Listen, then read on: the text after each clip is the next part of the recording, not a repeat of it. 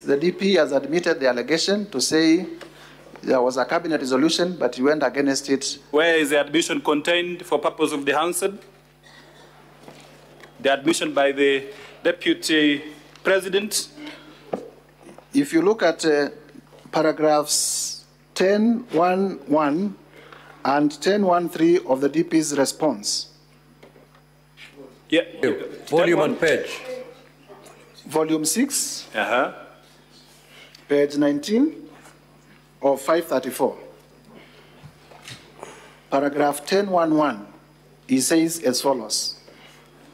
The Office of the Deputy President has undertaken extensive engagement with all parties in regard to the Cabinet decision on eviction, which I fully support, including the Nairobi River, which is an entity under the ODP. Okay. I think we can hold. We can stop there. So, yes. In your opinion, as the mover of the motion, can the government of Kenya function if the Deputy President and the President are not reading from the same page?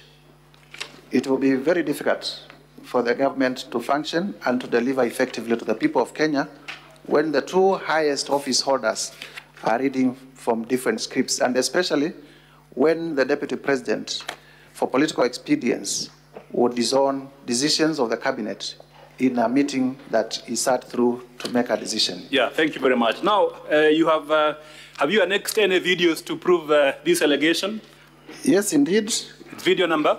We have annexed video number 10. Video number 10. Video number 10. And also video number 10. What does video number 10, what is it all about? Maybe they can play it for honorable senators to see for themselves.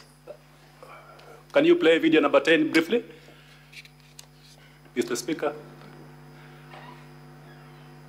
Watu ya Kayole, tangu mtupatie nafasi ya uongozi, sijapata nafasi ya kuja kusema asanti. Nataka kutoka kwa roho yangu, watu ya Kayole, asanteni sana. Mimi najua nimeona iko shida ya watu ambaye walibomolewa, si ndio? Maybe you can, na nimeona mumeandika vizuri Mr. Speaker, sir, because of time we are requesting you play at mteue kamati ya watu wachache at 1 minute niketi na nyinyi 1.25 Utakubaliana? Because of time. Mimi ningetaka wale watu ambaye walipata shida hii ya upomoaji, ambaye ni kitu tulikuwa tumeahidi wananchi haitafanyika kwa serikali yetu. Mimi ningetaka niwasikize na nitapanga na mheshimiwa Meja Dong wakuje ndio tukue na nafasi ya kuongea.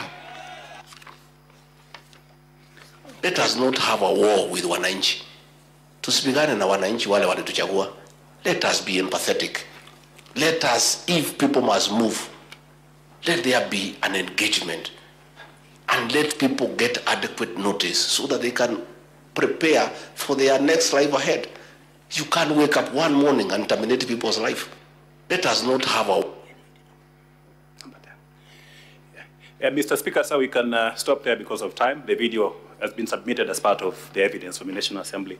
Honorable Mutuse, let's go to ground number, allegation number 3, ground number 3 very quickly.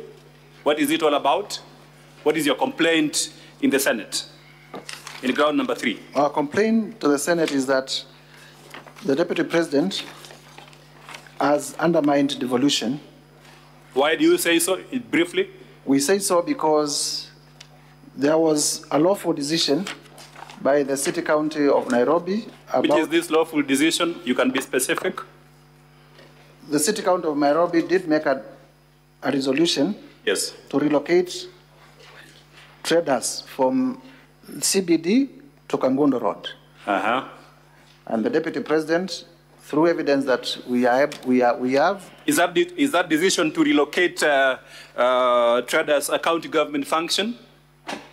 Yes, and Senate, because it is a house that is created under Article 96 to protect the interests of counties, would take notice that markets under Schedule 4 is an exclusive function of counties. Yes.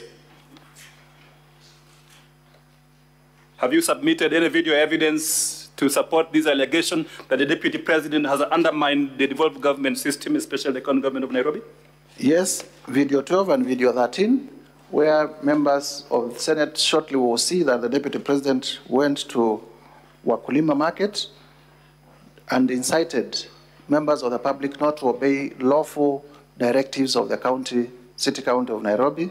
We have also, as part of our evidence, annexed the sworn affidavit of Mr. Johnson Sakaja, the governor of Nairobi, with averments to that effect. This is at page 81 to 85 of our volume 1. Okay. I think the video is part of the evidence. It's part of the record. So why do you complain about this in the Senate? Why are you complaining? The senators want to see the video, want to hear, see and hear the video. Can we play video 12? Nairobi Governor Johnson Sakaja appear headed for yet another round of an influence contest of the capital city, with the Deputy President putting the governor on notice over the alleged mistreatment of traders in the city. And as Citizen TV's Melita Olatenges reports, the latest rupture in the relations between the two have been compounded by the broader tribulations of Gachagua, who sees himself as being sidelined by the Kenya Kwanza State House.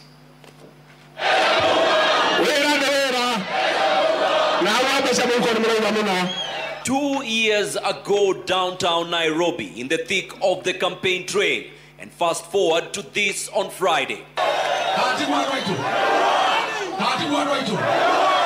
In the same style and fashion, he returned to Marikiti, heightening the standoff with Sakaja over traders' relocation.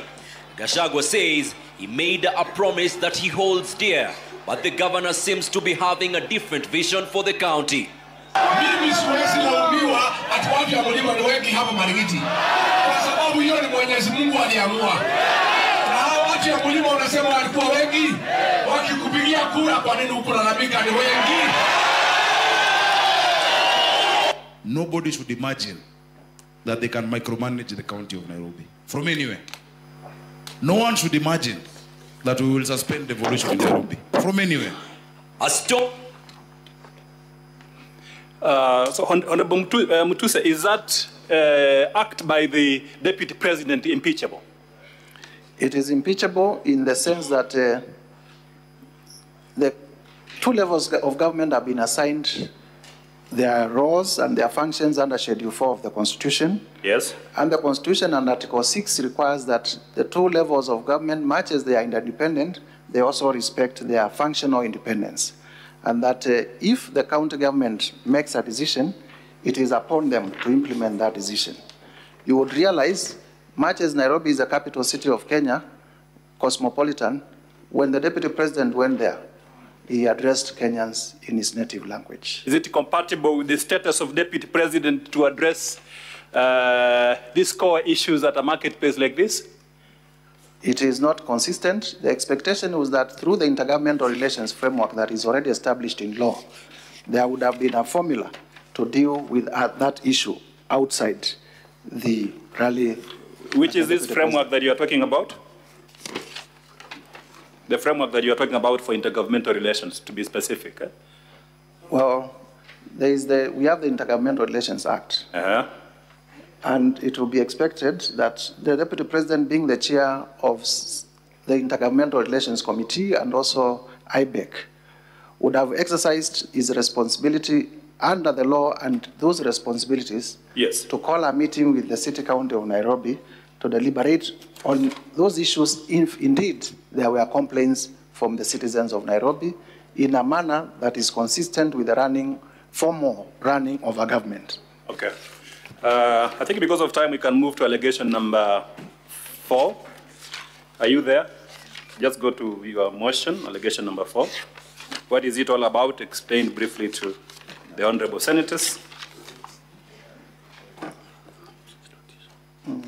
Allegation number 4, I believe it's at page 14 of your motion. 1 minute. Yes, here we are. Now, Our ground for, Mr. Speaker and Honorable Senators, is gross violation of Article 161 of the Constitution, specifically undermining the institutional and decisional independence of judges. Hold on, Honorable Mutuse. What do you understand by the word gross? You're using it in a context, and I think it is important you explain briefly. What do you understand by the meaning of the word gross? My understanding of gross violation of the Constitution, I don't know whether I will be speaking in my knowledge as a lawyer or just as a... Just give your opinion. What is gross? It goes into the answer there. I think gross violation of the Constitution, the best would